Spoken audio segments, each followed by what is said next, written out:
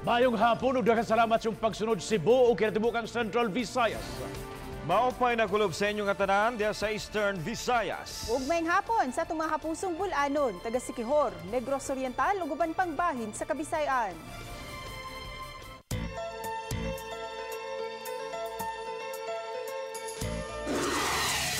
Mugna sa low pressure area, gisugat og way hunong nga pagbundak sa Uwan ang dakbayan sa Sugbo ug silang mga lugar karong adlaw. Daghan ang naperwisyo tungod sa daling pagsaka sa tubig nga miresulta sa pagbaha ug gipunan pa sa grabing huot sa dagan sa trapiko. Tungod niini, giisa sa Provincial Disaster Risk Reduction and Management Office ang Blue Alert status ug gipa-alerto usab ang mga kalungsuran. Sinico Sereno sa report. Sukad pa sayo kaganihang buntag ang pag-uwan-uwan dinhi sa Sugbo.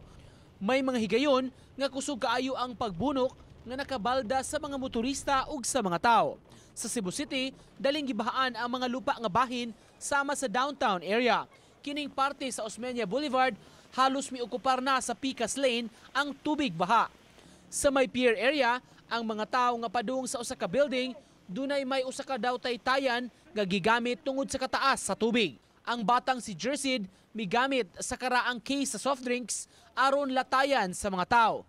Midawat rasab siya og donasyon gikan sa mga muagi. Dawaton na po nimo.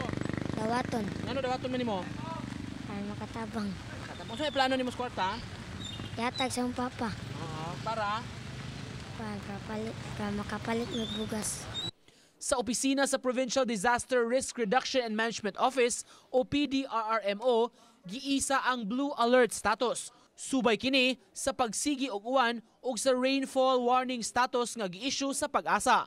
Nunot sa Blue Alert status, gi-alerto ang mga disaster officers sa mga LGU. Ang staff sa mga opisina sub-sub na sab nga nag-monitor sa sitwasyon sa kalungsuran ug sa mga dakbayan. Kinahanglan na gyud nga magbinantayon na ta, no? Monitoring at the same time, especially sa katong mga LGU nga ato nang gipang-identify nga flood-prone area, landslide-prone area.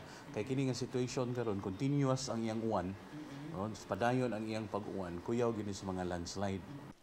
Pahimangno sa PDRRMO sa mga nagpuyo sa flood o landslide-prone areas, magmatngon ug isiguro ang kaluwasan.